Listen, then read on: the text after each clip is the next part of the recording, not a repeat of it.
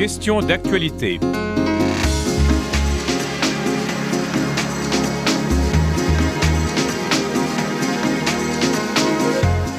Aujourd'hui à l'émission, la nouvelle tentation totalitaire et la 31e journée des malades.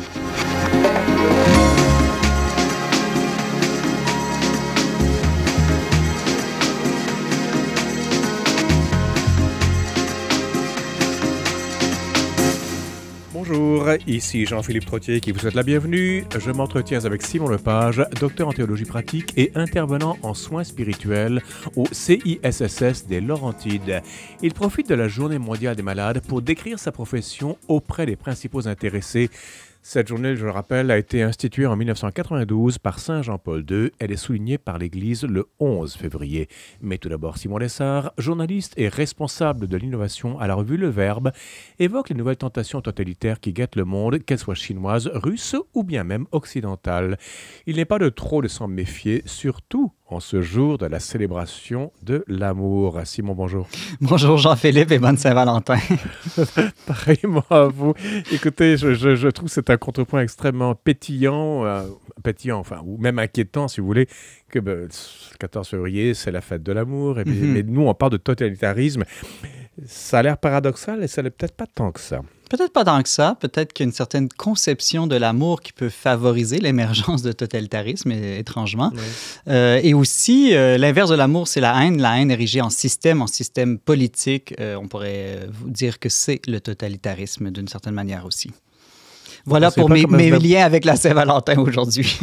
Bravo. Vous ne pensez pas plutôt que comme Aznavour, la haine, c'est le dernier mot de l'amour? C'est pas le contraire? En tout cas, la haine, c'est certainement un amour profondément déformé. Il n'y a aucun doute là-dessus. Oui, ou blessé. Dites-moi une chose. Alors, il y a des gens qui ont réfléchi au totalitarisme. C'est un sujet malheureusement actuel depuis très longtemps, mais aujourd'hui, il revêt d'autres formes. Mais revenons à des classiques. Je crois qu'il y a une Hannah Arendt, non, qui est décédée en 1970, qui a consacré un livre à ça, non? Oui, c'est la grande penseur du totalitarisme, cette femme d'origine juive, Hannah Arendt, dans son ouvrage phare, Les origines du totalitarisme. Elle est la première, je dirais, à avoir dressé le portrait de ce qu'est une société ou un régime totalitaire en se basant évidemment sur le nazisme et le stalinisme, qui sont, disons, les deux grands paradigmes du totalitarisme. Et on a l'impression que le 20e siècle est le siècle du totalitarisme. Et on pouvait penser peut-être à la fin des années 90 que c'était du passé, qu'on avait appris de l'histoire, qu'on n'y reviendrait jamais. Or, début de ce millénaire, il y a peut-être pas des totalitarismes au sens absolu du terme, mais des tendances totalitaires qui reviennent dans une certaine société. Vous l'avez mentionné en ouverture, la Chine, évidemment. La Russie aussi semble retrouver certaines tendances et même certains observateurs voient dans nos sociétés prétendument démocratiques, libres, en Occident, certains traits du totalitarisme revenir. Il y a toujours l'obsession de la société parfaite quand on parle de totalitarisme. Il y a plusieurs ingrédients communs à tous les totalitarismes, quelle que soit la latitude sous laquelle ils se déploient. Mais il y a toujours le souci de perfection. C'est la confusion entre la cité de Dieu dont parle Saint Augustin et la cité terrestre, non? C'est qu'on veut faire de cette terre ici un paradis.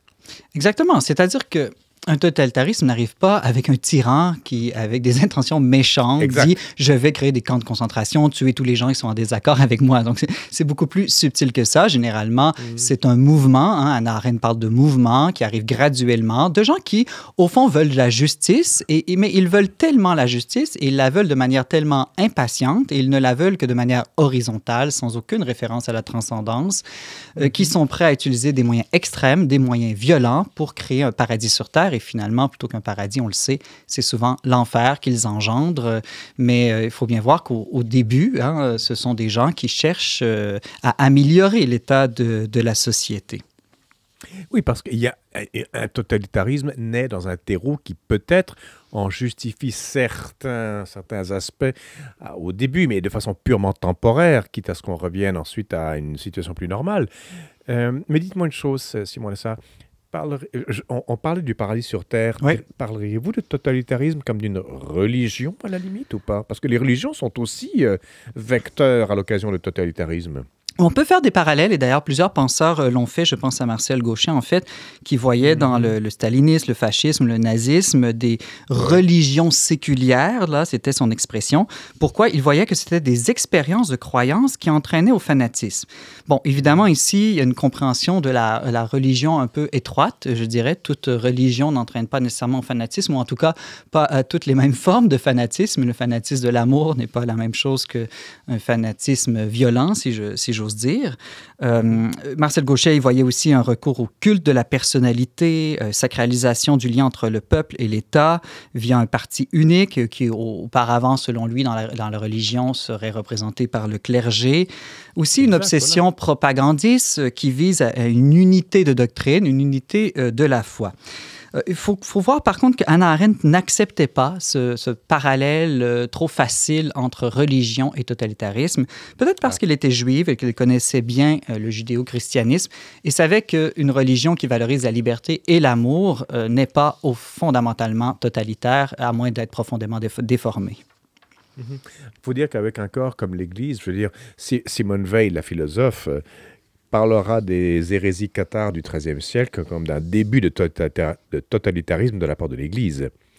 Oui, et Simone Weil, d'ailleurs, en 1934, Jean-Philippe, c'est très intéressant, donc avant la Deuxième Guerre mondiale, disait que l'humanité contemporaine tend un peu partout, donc c'est aussi chez nous cela, à une forme totalitaire d'organisation sociale. C'est-à-dire qu'elle voyait un régime s'instaurer de plus en plus où le pouvoir d'État déciderait souverainement dans tous les domaines, même et surtout dans le domaine de la pensée. Car il faut bien faire la distinction entre totalitarisme et dictature ou tyrannie. Une dictature cherche, je dirais, à contrôler les comportements des gens par la force, alors qu'un régime totalitaire cherche à aller jusqu'à contrôler leurs désirs, leurs pensées, leurs aspirations. Ça le dit, c'est totalitaire, c'est total. Il faut que tous les aspects de la personne humaine et de la réalité soient réduits à l'idéologie. Est-ce que c'est une caricature de Saint Paul qui dit « Je serai tout en tous » ? Je ne crois pas du tout que Saint Paul était totalitaire. Une caricature, je dis une caricature. Oui, on pourrait dire, comme Chesterton, que toutes les grandes hérésies modernes sont des déformations des idées chrétiennes, d'une certaine manière. C'est vrai que le christianisme est total, puis si Dieu est cause de tout, on peut voir Dieu en toute chose et voir Dieu comme la fin de toute chose. Mais la grande différence, évidemment, c'est que Dieu ne veut pas, du moins dans le système judéo-chrétien, imposer par la force et par la violence. Il veut séduire, il veut respecter la liberté. Donc, ce sont des systèmes, je dirais, radicalement opposés. Oui. Vous avez parlé de mouvement, Simon Lessard, oui. en référence au totalitarisme. Je me dis que moi, un totalitarisme, une fois qu'il arrive à terme, qu'il a réalisé son programme, où est-ce qu'il peut bouger s'il est devenu tout en tous? Alors, c'est très intéressant. Il est mouvement de deux manières. D'abord, il n'arrive pas du jour au lendemain. Il arrive graduellement, et c'est pour ça que l'on parle de tentation totalitaire. C'est-à-dire que les gens pourraient dire, là, vous exagérez quand même. La Russie actuelle, c'est quand même pas... La Russie de Poutine n'est pas la Russie de Staline, c'est vrai, mais si on observe, il y a des tendances totalitaires dans la Russie aussi de Poutine. Et donc, de cette manière-là, donc c'est un mouvement, mais aussi c'est un mouvement perpétuel. C'est-à-dire que le totalitarisme, pour demeurer, enclenche une série de révolutions infinies, prétendant toujours améliorer la société, réduire les injustices et justifier un contrôle absolu, justement en créant cette forme de crise permanente et ce besoin de révolution permanente. Et de cette manière-là, on le vit un peu dans nos démocraties ici aussi, où on a l'impression qu'il faut toujours tout renverser, recommencer à zéro, toujours aller dans la rue à tous les jours. C'est ce mouvement, disons, un peu marxisme de révolution permanente que souhaite faire le totalitarisme. Il y a un philosophe du XVIIe siècle qui s'appelle Baruch Spinoza, juif. Il avait été exclu de sa communauté. Et il y a une expression latine, le conatus. Je ne sais pas si ça veut dire quelque chose. Non. En latin, ça veut dire qu'une structure, quelle qu'elle soit, ça peut être une cellule, un corps humain, une idéologie, une communauté, a pour premier devoir ou première tentation, si vous voulez, d'assurer sa perpétuité. C'est-à-dire qu'elle devienne permanente. J'ai l'impression qu'une idéologie qui sous-tend une un totalitarisme a pour fonction de croître, un peu comme une grosse plante grasse, vous savez, qui ne peut pas rester statique. Il faut, comme vous dites, le mouvement. Elle bouffe tout l'air, tout l'eau, toutes les ressources, tous les minéraux, toute l'énergie solaire, et fait de l'ombre à toutes les plantes autour d'elle, et elle grossit jusqu'à tomber d'obésité. Oui, ben, c'est le sens du totalitarisme. Donc, je vous disais tout à l'heure qu'il faut qu'elle ait une emprise sur la totalité de l'être humain, mais pour Hannah Arendt, le totalitarisme doit, comme vous dites, grandir jusqu'à posséder la planète entière. Donc, c'est une forme de mondialisme aussi. Il doit être absolument universel dans sa visée. Sinon, il n'est pas total. Et il doit conquérir le monde entier. En fait, pourquoi? Pour que toute la réalité corresponde à son idée et que rien ni personne ne puisse plus jamais la contredire. Mm-hmm. Donc, l'objectif de la propagande, et ça, c'est intéressant aussi quand Arendt analyse ça, elle va dire que l'objectif de la propagande dans un régime totalitaire est d'inventer une conspiration contre le régime. Ça peut être un complot juif, ça peut être un complot bourgeois, un complot blanc, un complot patriarcal, peu importe. Il faut propager l'idée que la menace est partout et que tout le monde est suspect et que donc que tout le monde doit être surveillé et combattu sans cesse. Ça rappelle cette pièce de théâtre de Ionesco qui est sortie en 1951, Rhinocéros. Ça vous dit quelque chose, ça? Oui, plutôt absurde, si je me souviens bien. Absurde, mais qui décrit vraiment... Alors, on sort du nazisme, évidemment. En 1951, la Seconde Guerre mondiale est encore assez fraîche. Et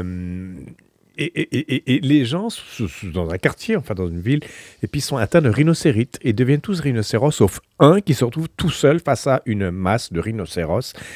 C'est absurde, ça fait rire au premier degré, mais on se rend compte que finalement, c'est comme un virus qui peut se répandre très facilement si on baisse la garde. Oui, si on baisse la garde. Et c'est intéressant d'analyser quelles sont les conditions qui favorisent l'émergence du totalitarisme, Jean-Philippe, parce qu'on voit certaines de ces conditions revenir à l'heure actuelle. Tiens donc.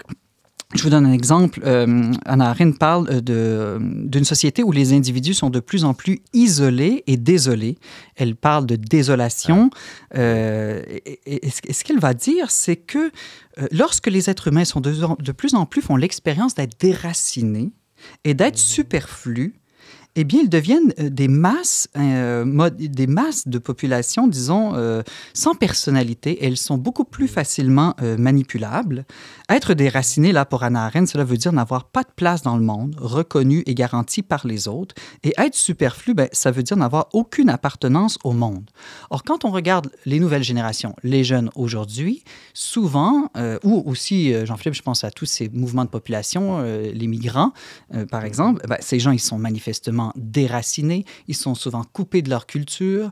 De plus en plus, on est coupé de notre passé, de notre religion, de notre langue aussi, dans certains cas. Et donc, c'est un terreau très fertile à l'émergence des totalitarismes parce que les totalitarismes vont arriver en disant « Nous vous promettons une nouvelle société parfaite, rapide et facile, dans laquelle vous ne vous sentirez plus isolé et désolé. » Quand vous êtes isolé, désolé, vous prenez n'importe quoi qui passe et quelqu'un qui dit « je suis la voie, la vie, la vérité », n'importe quel gourou de passage peut vous ramasser avec facilité parce que vous êtes une proie.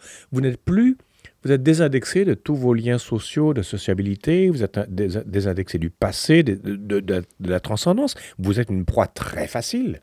Une proie très facile, et c'est pour ça que les régimes totalitaires cherchent à éradiquer tout ce qu'on appelle les corps intermédiaires. Donc, ça peut être le couple, on parle de la Saint-Valentin aujourd'hui, la famille, ça peut être la paroisse, le quartier, une association, un syndicat, peu importe. L'idée, c'est que l'État seul doit être en relation directe avec l'individu, justement, pour que l'individu n'ait aucun autre choix que d'être totalement sous la gouverne de l'État en tous les domaines de sa vie et de sa pensée même. Donc les médias sociaux, je pense à Trump qui communiquait avec l'Américain moyen par ses tweets. Je veux dire, c'est vraiment ça, quoi. C'est vraiment une des graines de totalitarisme. Oui, et de deux manières, parce que aussi les réseaux sociaux, l'importance que prend de plus en plus le virtuel dans nos vies, non seulement peut nous isoler dans le concret les uns des autres, mais aussi, je dirais, nous isole de la réalité. nous fait vivre dans justement une virtualité. Et une autre caractéristique du totalitarisme, c'est de faire fi de la réalité, en fait. Il y a une idée, une idéologie, et on prétend que l'on va forger nous-mêmes, nous allons construire la réalité pour qu'elle devienne conforme à l'idée. Et donc, on perd totalement ici le sens de la vérité ou de l'objectivité. On entre dans un culte du subjectivisme, un relativisme qui fait que c'est par la force, par le pouvoir que l'on forge la vérité et non qu'on la reçoit ou on l'observe, par exemple. Ça rappelle ce conte de Hans Christian Andersen où un petit enfant est à la cour de l'empereur de Chine. L'empereur est nu et tous ses courtisans disent qu'il a des parures merveilleuses, des soirées extraordinaires, des brocarts, ici et ça. Et l'enfant qui n'est pas courtisan me dit « Mais non, mais l'empereur est nu !» Alors que l'empereur, tout nu qu'il soit, a imposé un discours et une vision de la réalité qui se substitue au réel, ou à la vérité vue par l'enfant. Oui, et comment il l'a fait? Probablement, l'histoire ne le dit pas, mais probablement en instaurant une sorte de peur ou de régime de terreur, laissant dire à ces sujets, si vous ne dites pas ce que je veux que vous disiez, eh bien, ce sera la fin, la destruction pour vous. Et c'est pour ça que tous les régimes totalitaires ont utilisé comme instrument les camps, les fameux camps, camps de concentration, camps d'extermination. Et ces camps-là, il faut bien voir, ce n'étaient pas que des prisons. Un camp dans un régime totalitaire, c'est un lieu d'expérience, un laboratoire humain où l'on cherche à prouver que l'on peut justement changer la réalité, qu'on peut changer la nature humaine, qu'on peut changer les individus à force de rééducation pour qu'ils viennent à penser selon l'idéologie. Et donc, si on vous déclare coupable, même si vous ne l'êtes pas, même si vous le niez, on vous torturera jusqu'à ce que vous soyez convaincu d'être coupable et ainsi, on aura prouvé que la réalité est devenue conforme à l'idée et que plus personne ne peut réfuter l'idéologie. J'irai plus loin que vous, Simon Lessard. Moi, j'ai visité un camp de concentration Buchenwald dans l'Allemagne de l'Est, un peu au sud de Weimar, et il y avait une formule tout à fait protestante, à chacun selon son dû, sur l'entrée en fer forgé. C'est un camp qui a été construit aussi autour d'un chêne où Goethe venait prendre son inspiration. Il y a un autre camp à Auschwitz, et l'entrée dit « le travail rend libre », qui est vraiment une... C'est tiré de la Bible, tout ça. Oui. Et ce qui est inquiétant, c'est que le totalitarisme n'est pas nécessairement l'ennemi le plus évident. Il est insidieux et il prend, comme le mal ou le diable, si vous voulez, il prend le masque du bien. Oui, et comme toute grande erreur, toute idéologie, il faut qu'il y ait une parcelle au moins de vérité pour qu'elle puisse prendre ou convaincre. Si ce n'était que de la bêtise totale, évidemment, personne n'y adhérerait. Il faut qu'il soit mélangé d'une certaine manière à des éléments de vérité. C'est pour ça qu'un totalitarisme qui s'imposerait trop rapidement ou d'une manière trop pure ne pourrait jamais vraiment demeurer. Il doit venir subtilement. Là, je pense à cette fameuse métaphore où on met la grenouille dans l'eau et on élève la température graduellement. C'est exactement comme ça que les régimes totalitaires arrivent, en exigeant peu à peu de plus en plus de surveillance, de plus en plus de contrôle, de plus en plus de rééducation, et jusqu'à ce que vraiment la réalité soit conforme à l'idée. On va terminer avec la Saint-Valentin, fête de l'amour.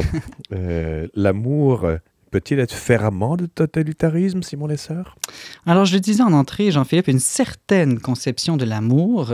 L'amour un peu béat, gna-gna. Vous savez, c'est cette idée que tout ce qui compte, c'est d'aimer. Et puis, il n'y a pas vraiment besoin de vérité. L'important, c'est d'être dans le sentiment de l'amour qui implique une immense tolérance. Eh bien, cette immense tolérance vient jusqu'à tolérer l'intolérable, vient jusqu'à laisser graduellement des gens imposer une vérité contraire à la vraie vérité, si j'ose dire, à l'objectivité. Oui.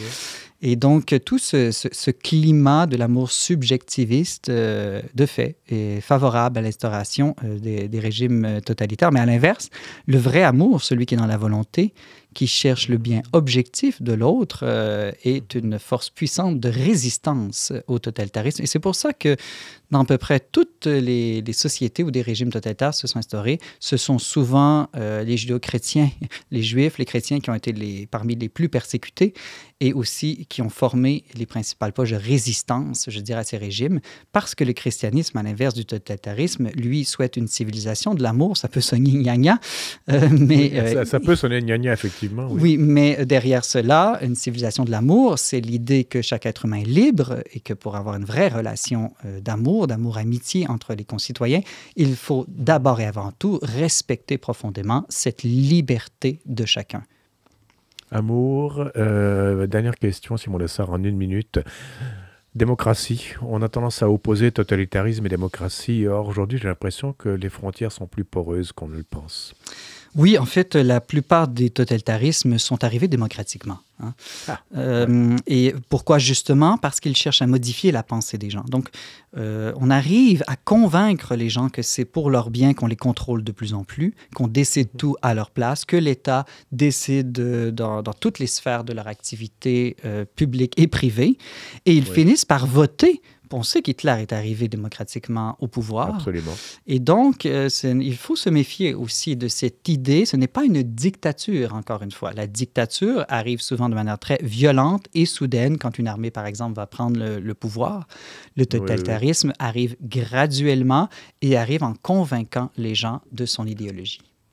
C'est ton bien que je veux et je l'aurai. Exactement. Simon Lessard, journaliste et responsable de l'innovation à la revue Le Verbe, le-verbe.com. Merci beaucoup. À une prochaine. À une prochaine, Jean-Philippe. À bientôt.